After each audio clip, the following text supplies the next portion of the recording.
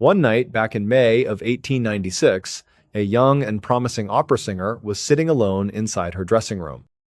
She was at the Palais Garnier, which is this incredibly grand and beautiful theater right in the heart of Paris, France. Just a little while earlier, the curtain had fallen, and she had finished her performance in a very famous opera. The applause had been thunderous, but now the theater was quiet. She was going through her usual after-show routine, carefully getting changed out of her elaborate costume and taking off her stage makeup. The silence of the massive building was a stark contrast to the energy of the show just an hour before. As she was wiping away the last of her makeup, a sound drifted into her dressing room.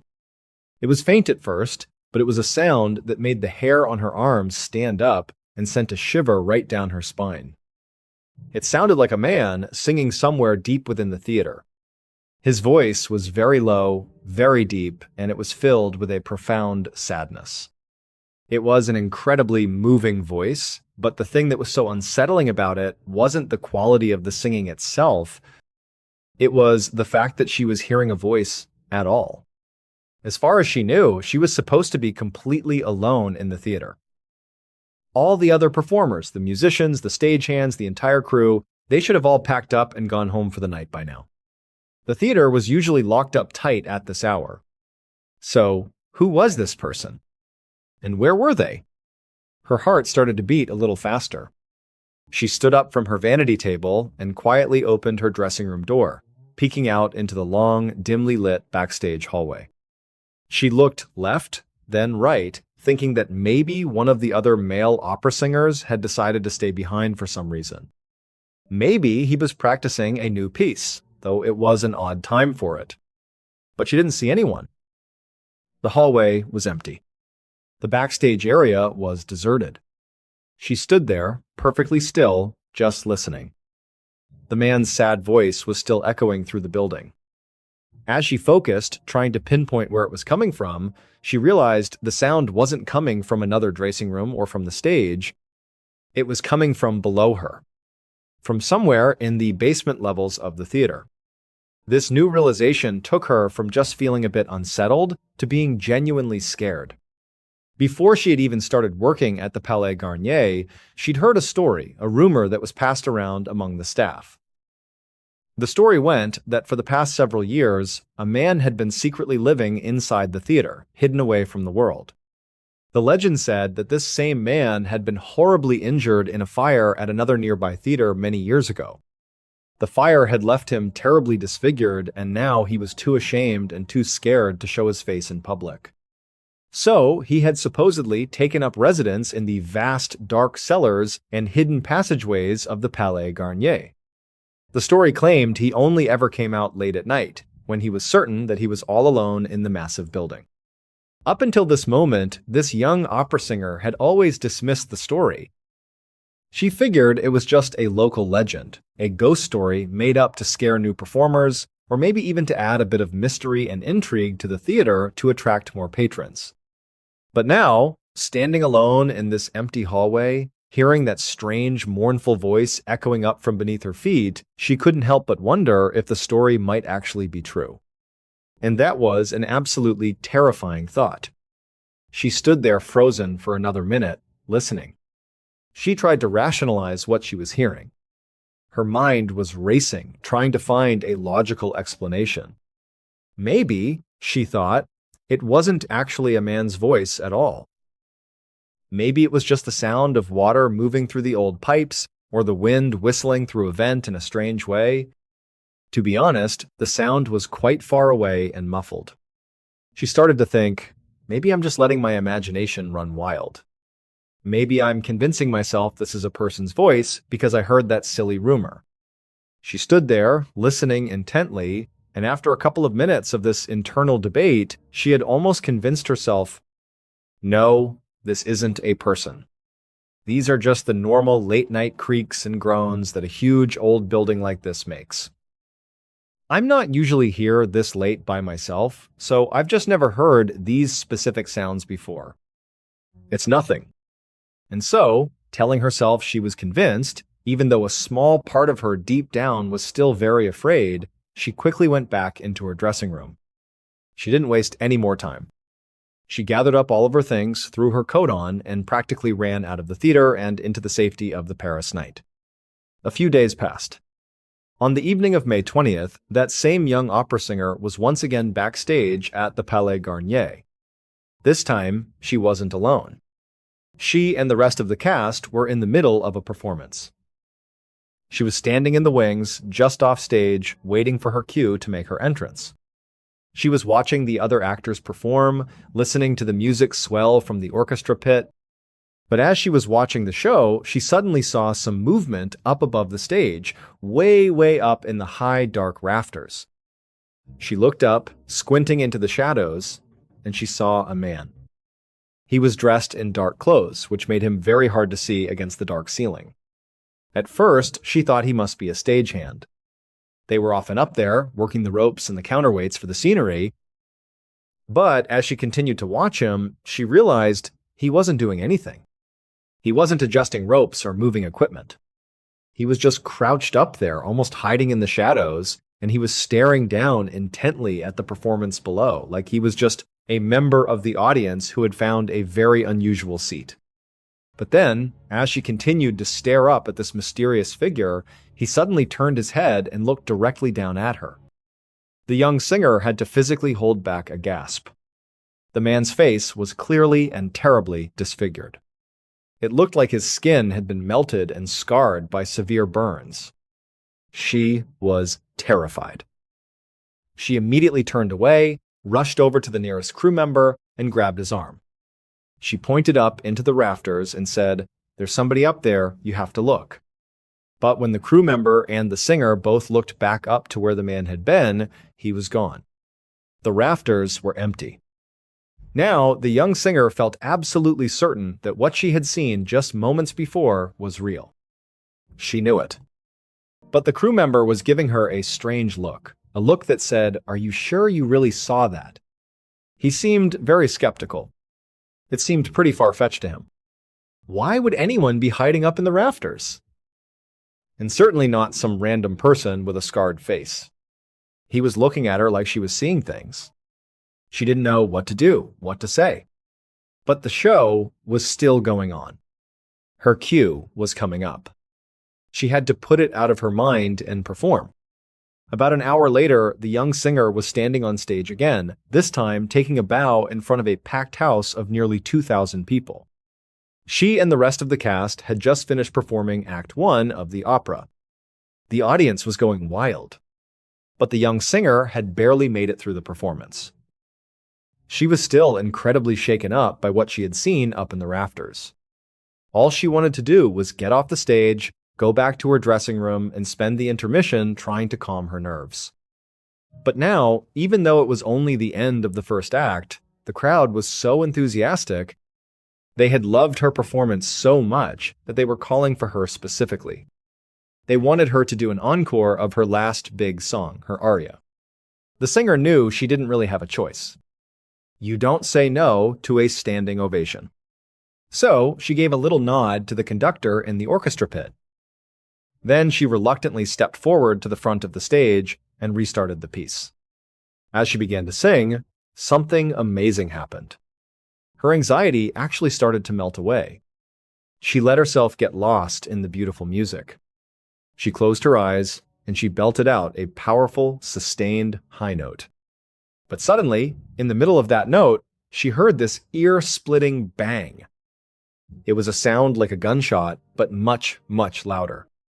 She snapped her eyes open just in time to see a brief, bright flash of light from the ceiling high above the audience.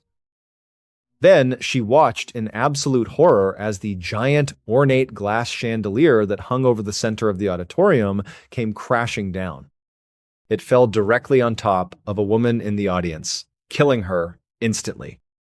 The theater erupted into chaos. Police immediately launched an investigation into the falling chandelier. But after a few days, they came to a simple conclusion. They determined that the whole thing was really just a tragic, freak accident. They said that one of the many candles that lit the chandelier had caused a small fire on one of the support ropes. That fire had melted and weakened the cord that held the massive fixture up, causing it to break and fall.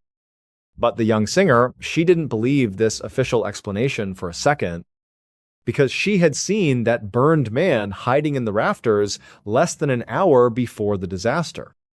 In her mind, she couldn't help but feel that he was somehow to blame. And her theory, as wild and unbelievable as it sounded, actually started to gain some traction. Eventually, the story of the singer and the man in the rafters reached a journalist named Gaston Leroux. He was intrigued by the story and decided to start his own investigation. He spent weeks trying to find this mysterious burned man. He even started showing up unannounced at the theater at all different times of the day and night, hoping to catch him. But he never did. However, Gaston did manage to track down some of the old construction workers who had helped build the Palais Garnier 20 years earlier. And they claimed that they knew exactly who the burned man was. The construction workers told Gaston a story. Before the Palais Garnier was built, there had been another theater right down the block. But that theater had been completely destroyed by a massive fire 20 years earlier, back in 1873. On the night of that fire, a talented young pianist named Ernest had been inside the building. He was working on a wedding march for his fiancée, who was a ballerina at that same theater. Out of nowhere, he began to smell smoke.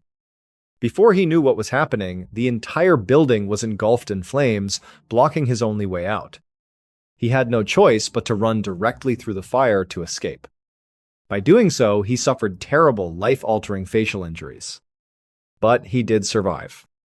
Unfortunately, his fiancée did not make it out. She died in the fire. The construction workers told Gaston that after this horrible tragedy, Ernest had completely removed himself from society. Not only did his severe burns make it difficult for him to be in public, he was incredibly self-conscious, but he was also completely racked with grief over losing his fiancée. And so they said Ernest had taken refuge in the massive dark basement of the Palais Garnier, which at that point was still under construction. The construction workers said they would often hear Ernest down there playing the piano at all hours of the day and night. He was obsessively trying to finish that wedding march for his lost love. And often, while he was playing, they would hear him screaming and crying out in agony. Now, the workers told Gaston that eventually the sounds from the basement stopped. They stopped hearing Ernest play the piano, and they stopped hearing his cries. They just assumed at that point that he had either left the building or maybe had even died down there. Or, they admitted, it's possible they never really heard him at all. Maybe they had just convinced themselves they were hearing him, caught up in the tragedy of his story. They really didn't know for sure. But then, after the Palais Garnier was finished and opened to the public, performers at the new theater started reporting strange things. They would hear a sad voice singing late at night after everyone was gone. And some even reported seeing a man with a scarred face creeping around in the dark corners and corridors of the theater. But whenever these people would investigate, trying to see where the sound was coming from or who the man was, nobody was ever there. And so, after hearing this whole story from the construction workers, Gaston Leroux, the journalist, was sort of conflicted.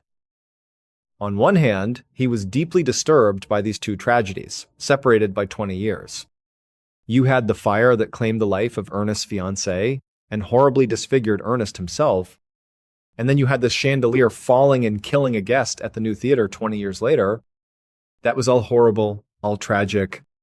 But more than that, the feeling that Gaston had was that he felt sort of deeply moved by the story of Ernest's powerful love for his fiancée.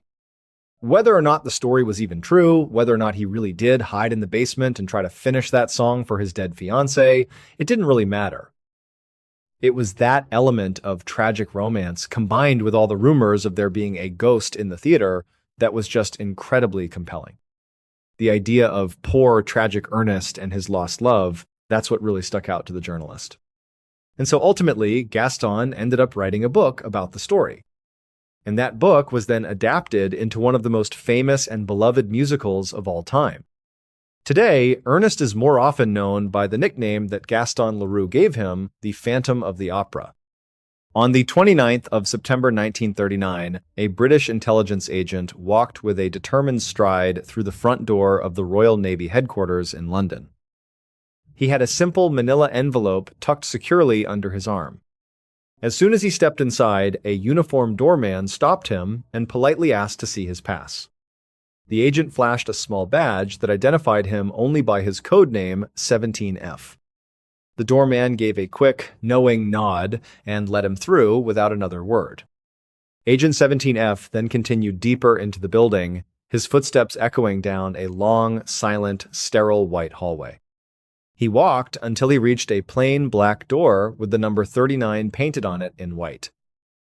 After taking a quick look around to make absolutely sure that nobody was watching him, he reached down, turned the brass handle, and pushed the door open. The moment he stepped inside, he was hit by a wall of chaotic energy. The office was brightly lit, and it was an absolute hive of activity. The air was thick with tobacco smoke, telephones were ringing off the hook constantly, a dozen typewriters were clattering away at once, and men in dark, serious suits were rushing back and forth with files and papers. This was the office of Great Britain's Director of Naval Intelligence, and with World War II having just broken out a few weeks earlier, everything was completely frantic. The spies that worked in this office were working around the clock, gathering vital intelligence, analyzing data, and most importantly, coming up with creative and sometimes downright crazy ways to trick the enemy. Now, Agent 17F was not actually a trained intelligence agent. He was the director's personal assistant, so he had absolutely no formal spy training. But what he did have was an incredibly creative mind and a natural talent for coming up with schemes that were so audacious, so out of the box, they just might work. And that particular skill was something the department desperately needed at that moment. The director was a very practical, analytical, and pragmatic man. And so he sort of liked having someone like his personal assistant, 17F, around, whose thought patterns were just so much more colorful and unconventional. He really did think differently than the director and all the other career intelligence men. So, Agent 17F walked very casually into this chaotic room. He strolled confidently across the floor, weaving through the chaos, and reached the director's private office door. He gave a firm knock. A moment later, the director's voice called for him to come in. 17F walked inside, went right over to the large wooden desk where the director was sitting, and he dropped the envelope he had been carrying right onto the desk. The director picked it up, opened the envelope, and started reading the typed memo that was inside. As the director's eyes scanned the page, Agent 17F couldn't help but notice what looked like a very annoyed expression forming on the director's face. Inside the envelope was a list of ideas that 17F had come up with for spreading misinformation to the Germans. Basically, they were a collection of schemes designed to confuse and misdirect the German military by feeding them carefully crafted fake information about what the British were planning to do. Now, this kind of deception is a very normal part of military strategy during a time of war. But the specific strategies that Agent 17F had come up with on this particular list were really out there. Even for his own wild standards, these were pretty bizarre. For example, on this list, there was an idea to have the British Royal Air Force drop thousands of soccer balls covered in reflective paint into the ocean near enemy coastlines. The idea was that enemy submarines, seeing these objects on their sonar, would mistake them for dangerous naval mines and waste time and resources avoiding them. There was another suggestion on the list to put fake intelligence messages into literal glass bottles and just set them loose at sea, hoping that German ships or agents would find them and believe the information inside. 17F also proposed that they print and mail out fake copies of the Times newspaper, complete with made-up news stories and misleading headlines, again, to try and trick their enemy. Agent 17F had been pretty excited to share this list with his boss. He was genuinely proud of these ideas. But now, looking at the director's frustrated face, it seemed like he was just getting more and more annoyed with each suggestion he read. 17F started to wonder if maybe he had pushed his creativity a little too far this time. But just then, the director stopped reading. He was clearly fixated on one particular idea on the list. He looked up from the paper directly at 17F and he said, "Actually, this one." This one seems workable. The idea that the director liked was actually based on something that had happened in a crime novel that Agent 17F had recently read. Agent 17F was suggesting that they get their hands on a corpse from the Naval Hospital, dress it in a British pilot's uniform, and then plant fake dispatches in its pockets. These dispatches would contain details of a completely made-up military operation. The plan would then be to put a faulty, unopened parachute on the corpse's back, fly a plane over the German-occupied coast, and drop the body out onto the beach.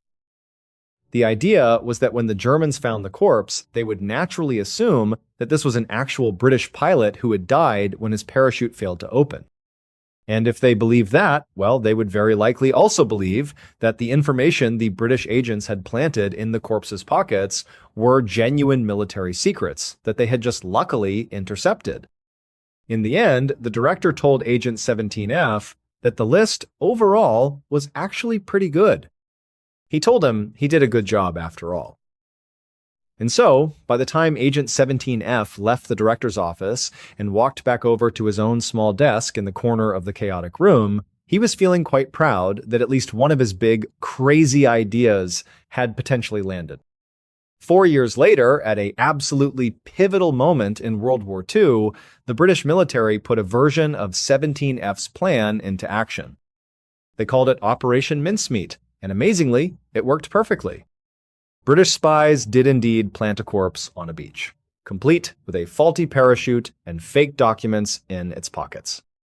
The documents stated that the Allied powers of America and Britain were planning to invade Greece and Sardinia. This prompted the Germans to move a huge number of their troops away from the Allies' real target, which was the island of Sicily. Sicily is part of Italy, and Italy was allied with Germany during the war. And so, thanks in large part to Operation Mincemeat, which was born from 17F's wild idea, the Germans were totally caught off guard by the invasion of Sicily, and the Allies managed to capture the entire island. This victory then paved the way for an invasion of mainland Italy, which was a major turning point in the war. And again, it was all thanks to this one idea inspired by a novel and proposed by Agent 17F. Now, to be clear, Agent 17F was not personally there for the invasion of Sicily, and he didn't publicly get any credit for his crucial role in planning it, even though Operation Mincemeat would eventually become quite famous. But anonymity was incredibly important for anyone working in intelligence, which 17F technically was. And when the war finally ended, 17F might have just stayed a ghost forever, his contribution, a secret known only to a few. But one slow afternoon near the end of the war, when the chaos in Room 39 had finally died down and there were only a couple dozen people still working out of that office, Agent 17F was sitting at his desk in the corner. He could overhear some of the other agents nearby talking to each other about what they were going to do with their lives after the war. And Agent 17F, even though he wasn't part of their conversation, internally asked himself that very same question. What am I going to do next? He was so good at coming up with these wild, fantastical ideas, and he genuinely had so much fun doing it. How could he just stop doing that and go get a normal, boring job? This felt like his calling. Doing what he did in Room 39 was the only thing he really wanted to do. But then, as he was sitting there thinking, he had a realization. Maybe he didn't have to stop doing this at all. After the war, for years, Agent 17F kept on coming up with fantastical spy ideas. But this time, instead of giving these ideas to the British government, he wrote them all down with the intention of someday creating a book built around these ideas and a central character. And finally, in 1953, he published his very first book under his real name, Ian Fleming. His book was a wild success, and he went on to write many more books all about this same character who was a dashing, brilliant spy. And that spy's name was James Bond. One crisp fall afternoon, way back in 1830, a beaver trapper named Smith and his hunting partner, a man named Bowman, were hiking through the rugged Bitterroot Mountains. This is a section of the Rocky Mountains located in what is now southwestern Montana. Their destination was a specific remote pond deep in the woods that was rumored to be absolutely full of beavers. However, despite this promise of a big payday, almost nobody ever dared to go there. The area was also said to be cursed. The reason behind this sinister rumor was that about a year earlier, another hunter had traveled to that same pond all by himself, and he had never come back home. Eventually, a group of miners had passed through that remote area, and they stumbled upon his body. His body had been torn to shreds, and it looked like it had been partially eaten. And so, naturally, rumors began to spread throughout the region that this pond was home to some kind of vicious, man-eating monster. But Smith and Bowman, they didn't believe in curses or monsters. They were practical men.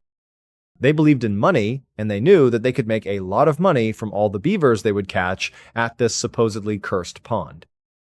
And so, after several long hours of hiking through the dense forest, Smith and Bowman did finally arrive at the pond.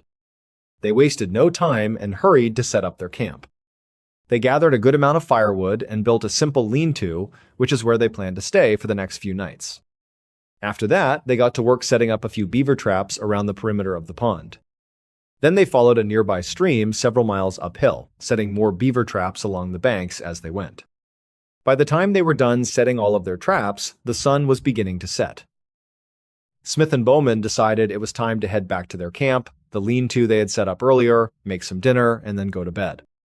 So they started making their way back down the hill. They were getting closer and closer to their campsite. And you have to keep in mind, there was nobody else out here for miles and miles. They were completely alone in the middle of the vast, silent forest. As they were approaching their campsite, when they got close enough to actually see it, they just stopped in their tracks. Their lean-to, the one they had carefully built just a few hours ago, and all of their gear had been completely torn to shreds. It looked like a tornado had ripped through their small campsite. Everything was just thrown all over the place. And there were no people, no animals, nothing around. It was like something had come and gone while they were up the hill setting their traps. Now, Smith and Bowman's immediate reaction was not, "Oh my goodness, the monster from the stories is real." Their first thought was, "Great. A bear must have come through." Because bears were very common in this area. So, to them, this was just a major annoyance at this point. This was not confirmation that the pond was haunted or that a monster lived here. They were just frustrated that they had to set up their entire camp all over again. So, the two men walked over to their destroyed campsite and began the tedious process of rebuilding it. But as they were putting their lean-to back together and repacking their gear into their bags, they both noticed something that was really quite odd. They were assuming that a bear had come through their camp. And why would a bear come through and tear all their stuff apart? Well, obviously, the bear would be looking for food. That's what bears do. But as they were packing things up, both Smith and Bowman saw that none of their food had been touched. None of it had been taken. And a good amount of it had been left out in the open. So there was definitely an opportunity for a bear to get an easy meal, but it hadn't. As they thought about it, it was just so weird. It was clear that a big effort had been made to search through the campsite for something. It wasn't like an animal had just come over, batted a few things around, and then left. Whatever came through here seemed to have a purpose. Like, what was it looking for? What was going on here that felt so strange? But both men eventually figured that what likely happened was, as they were coming back down the hill from setting their traps, this bear must have heard them approaching and ran off before it had a chance to actually take any of their food. So ultimately, they just felt like they had gotten really lucky. And so, Bowman went to go start a campfire so they could make their dinner, and Smith finished putting their lean-to camp back together. But just a little while later, as Smith was reconstructing their shelter, he couldn't shake the feeling that there was something truly odd about what had happened here. They had come up with this explanation that maybe they just got lucky and scared the bear off, but it just felt sort of weird, especially when you considered all the local lore about this place being dangerous to people. Forget whether it was a curse or a monster, there was just a general fear that something odd was going on in this specific part of the woods. And so Smith said to Bowman, "Hey, you know what? Just for my own sanity here, I'm going to take a look around and look for some tracks." let's just confirm that this really was a bear. And Bowman was busy setting up the fire, so he said, sure, go for it. So Smith began walking away from the campsite, his eyes scanning the ground for any sign of animal tracks. However, after stepping just a few feet away from the light of the campfire, Smith realized it was just too dark out to actually see anything clearly on the forest floor. So he went back to the campsite, he grabbed a long stick to use as a torch, and he lit the end of it in the fire that Bowman had made. Now, with this new light source, he left the campsite again and began scanning the ground much more carefully, looking for the tracks of this supposed bear. At first, he didn't see anything. There were no clear tracks.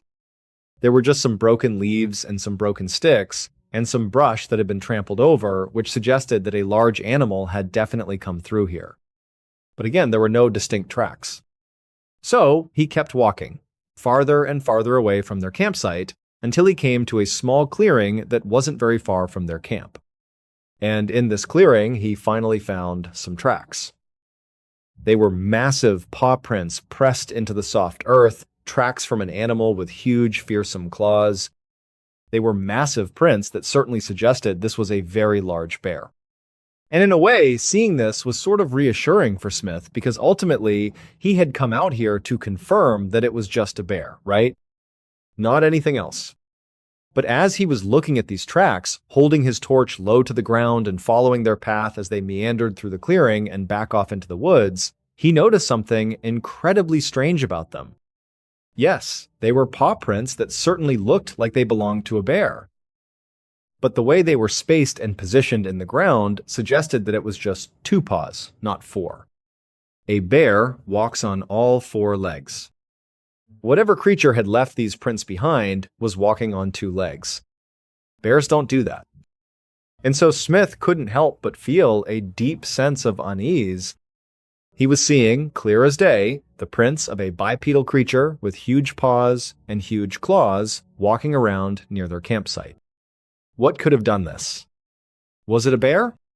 He knew that bears could stand up on their hind legs, but they don't walk very far like that. This was deeply unsettling. And again, as much as he didn't believe in curses or monsters, it was hard not to think, is there some truth to all those stories?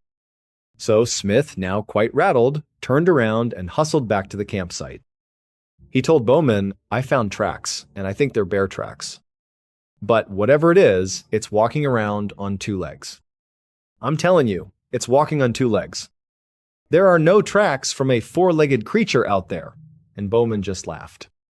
He actually thought that Smith was just playing a joke on him, trying to scare him now that it was dark. But Smith was dead serious. He said, I'm not joking. The tracks are 100% from an animal walking around on 2 legs. And it appears to be an enormous bear. And Bowman, at this point, he said, well, bears can walk on their hind legs. But both of them knew, again, not for long distances like these tracks seem to indicate. So, the 2 men really didn't know what to make of this. By this point, their campsite was set back up. They had their fire going, and their things were sort of back to normal. And they weren't hearing any animals or anything odd in the immediate vicinity. So, pretty quickly, they both just decided, well, I guess that was just a bear standing up. Hopefully, it doesn't come back. And they just sat down by the fire and ate their dinner in a tense silence. After dinner, the 2 men eventually decided to just go to sleep. They were sort of in denial about the strangeness that was going on at their campsite. But they had both, without even saying anything, elected to just not talk about it anymore. They decided to just bury those feelings of fear and ignore this primal gut instinct that was telling them that something was very wrong here. And so the 2 men, they climbed into their lean-to tent together. They lay down next to each other, and eventually they drifted off to sleep. Several hours later, when Smith and Bowman were both fast asleep inside of their lean-to, a loud, almost moaning sound came from somewhere in the forest. It was loud enough that it woke both Smith and Bowman up instantly. They both sat bolt upright inside of their lean-to. It was pitch black, but they could basically see each other's silhouettes. They whispered to each other, "Hey, did you hear that?" What was that? Neither of them knew, but now they were on high alert.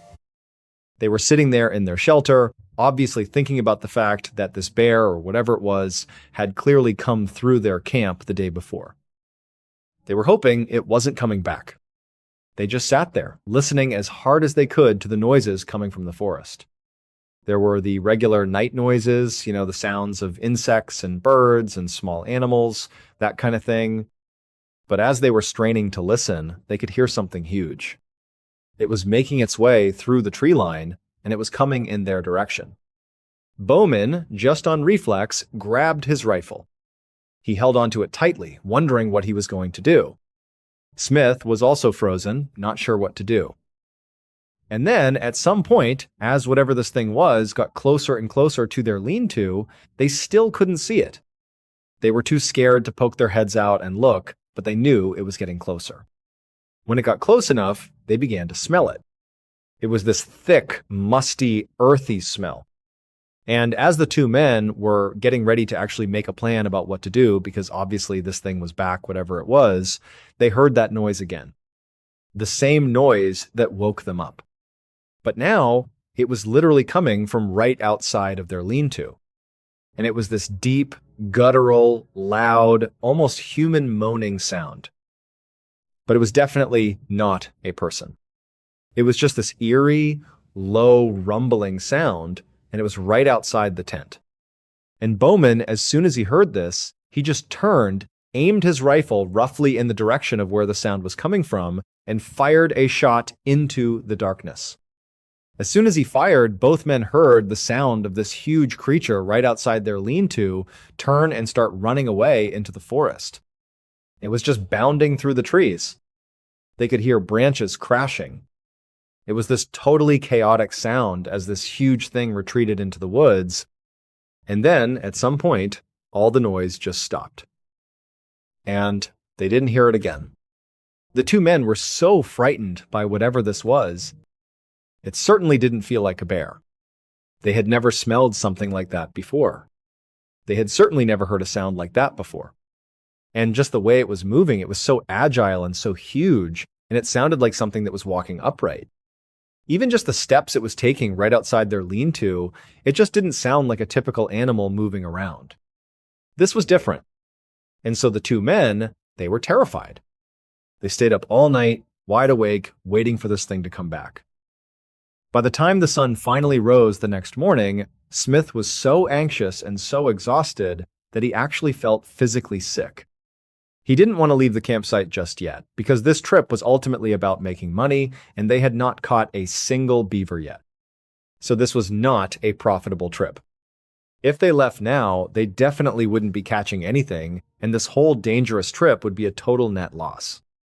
However, both he and Bowman agreed that whatever kind of creature kept coming back to their campsite, it certainly did not act, walk, or sound like a bear. And whatever it was clearly very dangerous. So ultimately, what Bowman and Smith decided to do was to cut their trip short. But first, they were going to go check all those beaver traps they had set, both around the pond and up the hill next to that stream. Normally, they would do this together, and it would take a really long time to go to each and every trap, check it, and if there was a beaver in there, deal with it. So, what they decided to do instead, in order to be quick and get out of there as fast as possible, was they would split up. It was broad daylight now, so they figured they were probably safe from whatever this creature was.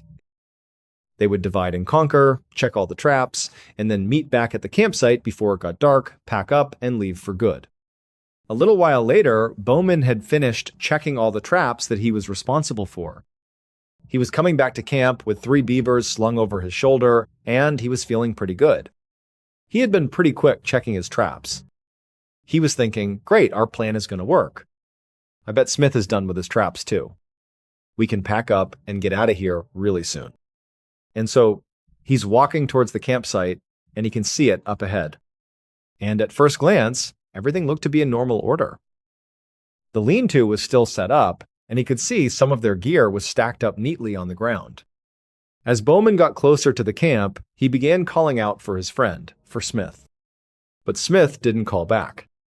Now, Bowman didn't really know if Smith was actually back at the campsite yet. He could still be out checking his last few traps. So Bowman walked into the campsite, and Smith was not there.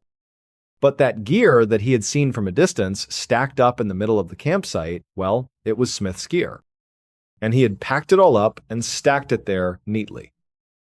Which certainly suggested that Smith had finished checking his traps, had packed up all of his stuff, and had to be nearby. It looked like he was getting ready to leave, just like they planned. And so Bowman was thinking, okay, I just have to find him. Maybe he just walked off somewhere while he was waiting for me. So Bowman, he put his beavers down, and he continued calling out for Smith. He was just sort of wandering around the general vicinity of the campsite, hoping to find him. But Smith never called back. And Bowman started to get a little worried. Again, they were obviously on edge here. Some very weird things had been happening. That creature from the night before had totally freaked them out. And so Bowman started yelling louder and louder, and he started moving faster and faster, trying to find any sign of where Smith might have gone. And at some point, Bowman made his way into that same clearing where, the night before, Smith had found those strange tracks that showed a bipedal creature moving around.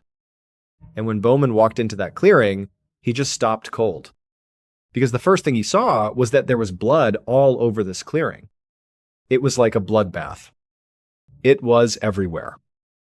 And then, on the other side of the clearing, sort of draped up against the base of a tree, was what looked like a heap of meat.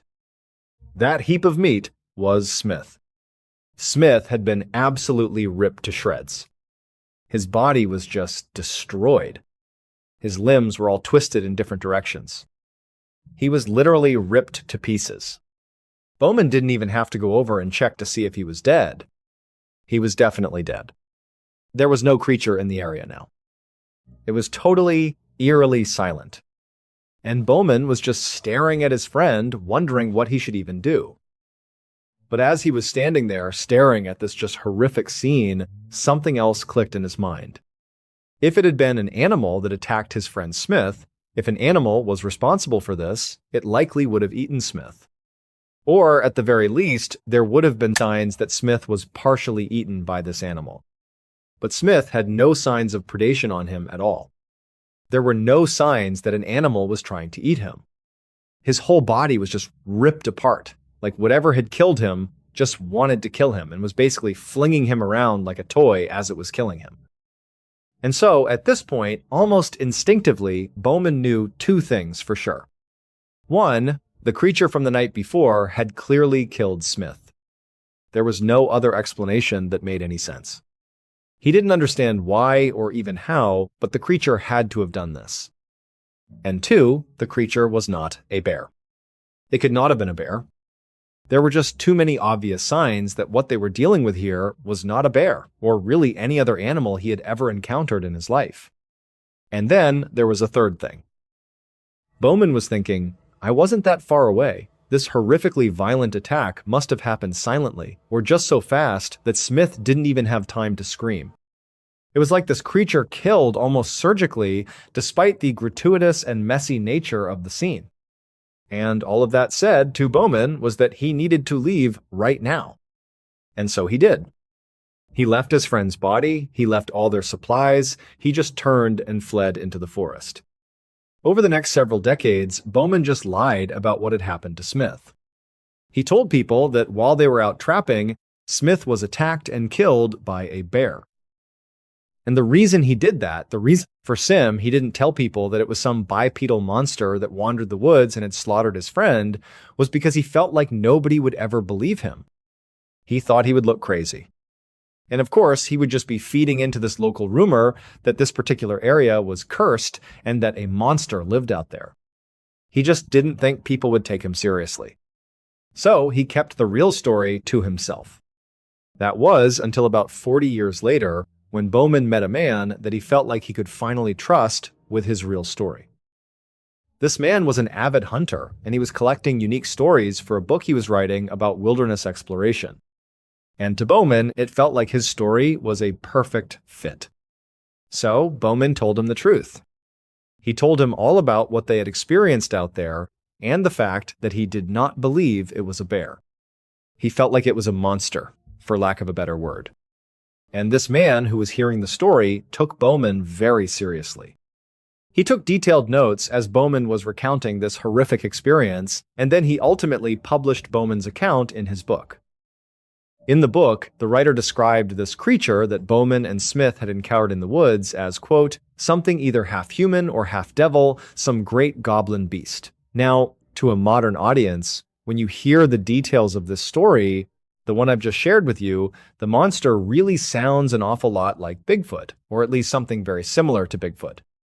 But the writer published this book and Bowman's account in 1893. That was more than 60 years before the term Bigfoot even existed. So, today, Bigfoot believers often cite this book, and in particular, Bowman's experience, as one of the very first documented accounts ever of a monster that is now a ubiquitous part of modern folklore. But the writer of this book did not go down in history as being remembered for documenting Bigfoot for the first time, or at least before anybody knew what Bigfoot was. No. Instead, this writer would go down in history for what he did 8 years after publishing that book. That was when he was elected as America's 26th president. The writer was Theodore Roosevelt. Thank you so much for watching. Let me know what you thought of today's episode in the comments. And remember, we have a whole playlist of true crime episodes ready for you to binge right now. Until next time. See ya. With the people outside. He confirmed that they were Coast Guard rescue divers. And they told Joe what had happened. They explained that about 16 hours earlier, a Coast Guard ship had accidentally struck their submarine. The collision had punctured the hull, and the submarine had sunk to the bottom. Everyone else on board, besides Joe and the 5 men with him in the torpedo room, had drowned. When Joe and the others heard this news, it was horrifying. But at the same time, they were hit with a wave of relief. Had they not sealed that door as fast as they did, they would be dead too. They were so incredibly lucky to be alive. So, after hearing this message, Joe began frantically knocking back a new message. He basically said, well, that's great, but when are you going to get us out of here? He explained that they were running out of air, that it was getting harder and harder to breathe. But the rescue divers could only tell him that they were doing their best. They would get them up as soon as they possibly could. And this was true. The Coast Guard was genuinely doing everything they could to save them. But the reality was, this was a really, really difficult problem. You have 6 people trapped inside a small air pocket deep underwater. If you try to open any part of the submarine, the immense pressure of the ocean would cause water to rush in so quickly that it would kill everyone inside instantly. So that wasn't an option. You also had the ticking clock. As Joe had said, they were running out of air. This meant there was a very compressed timeline to figure this out. So really, the only option was to somehow lift the entire submarine with everyone still inside and raise it to the surface. But this was 1927. This would be a complicated thing to do even with modern technology, let alone nearly 100 years ago. But it was their best and only chance. The plan was to bring in multiple ships with different kinds of heavy-duty lifts and somehow scoop up the submarine and bring it to the surface before everyone inside suffocated. But there was another problem. Just as they began to organize all these ships, a huge storm rolled in. The surface of the ocean was now being battered by extremely high winds, making it nearly impossible to position the ships and their lifting equipment. And unfortunately, the weather forecast said this storm was going to rage for days. While this catastrophe was playing out off the coast of Massachusetts, about 100 miles away in Providence, Rhode Island, Joe's older sister, Florence, opened up a newspaper. She read yet another article about the sunken submarine where she knew her little brother was trapped. For the last couple of days, Florence had been absolutely glued to her radio and the newspapers, desperate for any piece of good news. But every article, every news segment, said the same thing. The 6 men trapped inside the sub were still alive. They were communicating with the divers. But the storm on the surface was still too intense to rescue them. Florence felt so scared for her brother, and it wasn't just because the situation itself was so dangerous. It was because she remembered the submarine game that she and Joe used to play when they were little. More specifically, she remembered the very last time they ever played it. Joe had been about 4 years old. The two of them had just finished another one of their make-believe missions, and they were supposed to be bringing their imaginary submarine back up to the surface. But then, Joe had suddenly dropped his homemade wooden periscope. He turned to Florence and said something so strange and so haunting for such a young child that Florence had never forgotten it. She had asked him to explain what he meant, but he had refused. In fact, after that day, he refused to play the submarine game ever again. Now, Florence hadn't thought about that strange moment in years. But now, seeing what was happening to her brother, it was all she could think about. A couple of days later, on December 22nd, 5 days after the submarine had sunk, Florence received the official word. Her brother Joe and all the other sailors trapped in the torpedo room had died while waiting to be rescued. Florence was completely grief-stricken. This was her baby brother, and he had just died in this horrible, drawn-out way. But also, strangely, for the first time in her life, she felt like she actually understood what Joe had said all those years ago when he was just 4 years old when they had played that last game of submarine. On that day, after dropping his periscope, he had turned to Florence and said, quote, "All hands were lost." It's an expression used in the Navy to mean that everybody on board a ship has died. He was saying their make-believe submarine had just sunk, and everyone on board had died. And remember, after he said this, Florence had tried to get 4-year-old Joe to explain, but he wouldn't. And he never played the game again. So now, in hindsight, Florence believed that her 4-year-old brother, all those years ago, had somehow predicted his own death. On the evening of the 19th of April, 1989, a 62-year-old man named Thomas Meehan was sitting in his living room in Pittsburgh, Pennsylvania. He was relaxing, watching some television, when his phone rang. Thomas picked it up and said hello. He heard the voice of his daughter Patricia on the other end of the line. And right away, he could tell from the tone of her voice that she was feeling really down. This didn't really surprise him. Patricia was 37 years old, and Thomas knew she had been struggling a lot lately. She lived almost 2,000 miles away from him in Bozeman, Montana, where she worked as a ranch hand.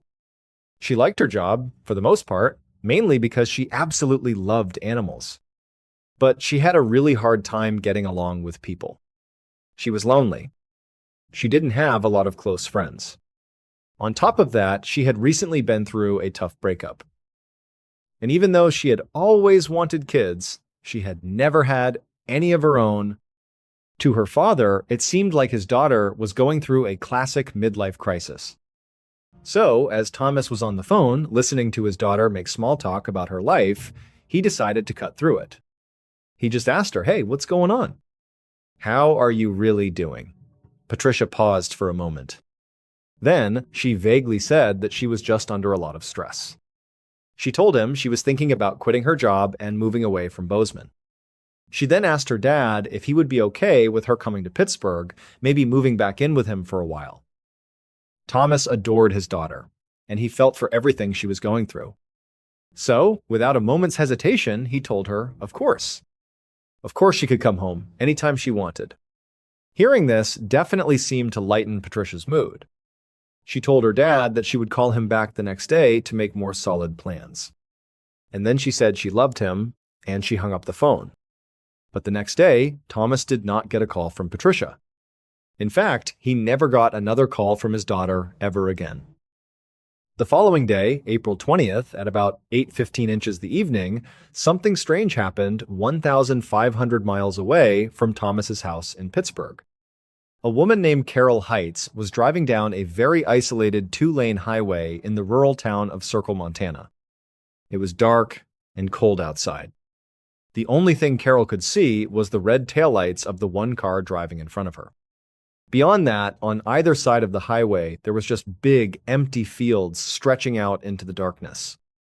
But then, out of nowhere, the car in front of her, which had been driving along at a steady speed, suddenly swerved off the road. For a second, Carol was just confused. Why would they do that? What caused that car to suddenly veer out of the way? But then, a split second later, Carol understood exactly what had happened. because right in front of her, in her lane, was another car driving the wrong way, barreling straight towards her. Carol jammed on her brakes and tried to swerve out of the way, just like the car in front of her had done. But she wasn't fast enough. The other car smashed into her, basically head-on. Carol felt her head snap back against the seat. There was a deafening, metallic crunching sound, and then everything went black. Just a couple of minutes later, Carol opened her eyes. She realized she had survived the crash. She felt a sharp pain in her neck, and her car was a complete mess. The airbags had deployed. It was obvious she'd been in a very serious wreck, but she was alive. Eventually, Carol managed to push her door open and climb out of the car. Her first thought was to check on the other driver.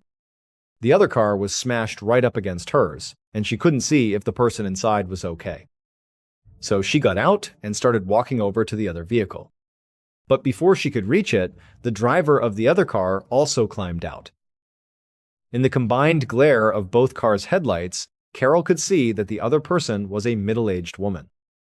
She appeared to have shoulder-length strawberry blonde hair.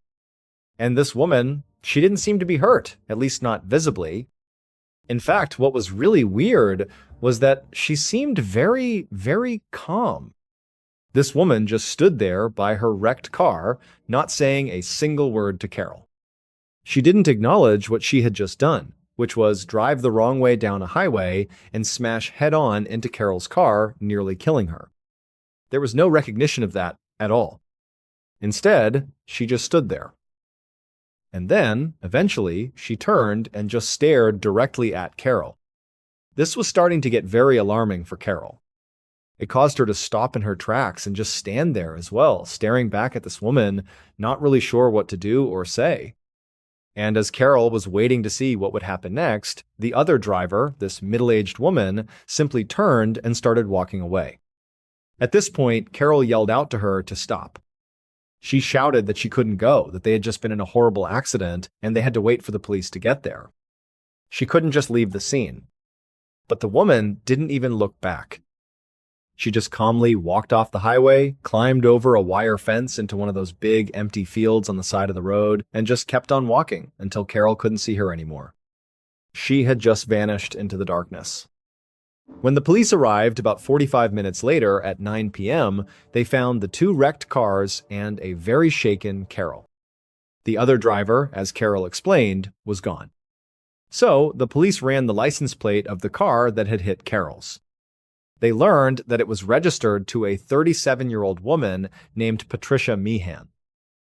But beyond the fact that Patricia had apparently just walked away from the crash, the other weird thing was that the registration showed she lived 400 miles away.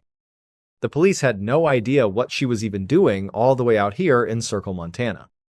Patricia did not come back to the crash site. So eventually, the police called in K9 units, and they began searching for her. The dogs were able to pick up her trail.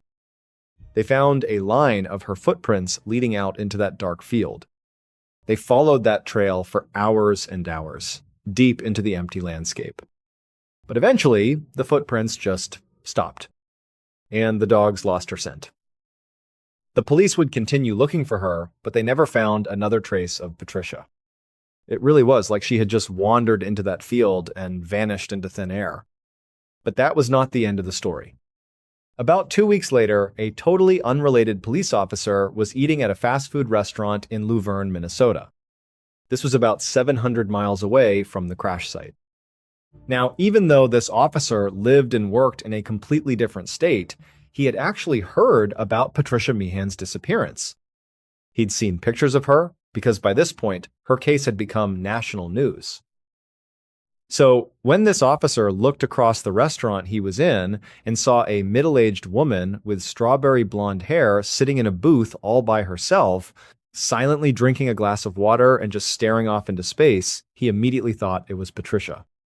The police officer had no idea if this really was her. He was pretty confident it was, but it just seemed so random and so bizarre that she would be here, of all places. He also didn't know if she was alone or what she was doing. So, instead of getting up and talking to her, he decided to just stay in his seat and keep an eye on her. And for the next 5 hours, the woman he believed was Patricia just sat there in the booth. She slowly drank water and stared off into space for 5 straight hours. Eventually, the restaurant closed for the night. An employee had to go over and tell the woman that she had to leave. They also told the officer that he too had to go. So after the officer and the woman he thought was Patricia had left the restaurant, the officer kind of hung back and continued to watch her. And she just walked right across the street and went into a diner that was open all night. This time, the officer did not keep his distance.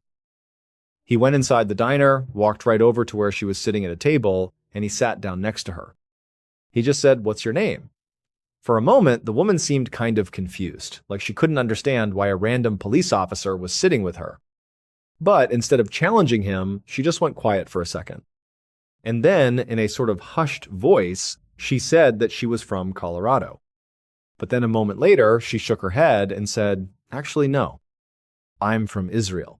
And before she could give up any more information, like her name or why she was there, she suddenly jumped up out of her seat and ran outside. The police officer was caught off guard. He was a little slow to get up and chase after her. He ran outside too, but by the time he got out there, she had disappeared again. Over the next month or so, the police in charge of Patricia's case received dozens of reports just like this one. They came from people who believed they had seen Patricia at restaurants and truck stops all over America. And the police actually confirmed many of these sightings. They believed that these witnesses really did see Patricia, that it wasn't just some look-alike. And in every single case, the witnesses reported the same thing. This woman, presumably Patricia, refused to speak and was just staring vacantly into space. She didn't seem to know who she was or what she was even doing. But also, in every one of these cases, before anybody could intervene or ask her questions or just try to help her in some way, Patricia would run off and disappear again. It was like Patricia was a ghost, appearing and disappearing over and over again all across the country. As of today, there have been over 5,000 reported sightings of Patricia Meehan. But still, we do not know where she is. Her case, to this day, is still open and unsolved. Thank you so much for watching. Let me know what you thought of today's episode in the comments. And remember, we have a whole playlist of true crime episodes ready for you to binge right now. Until next time. See ya!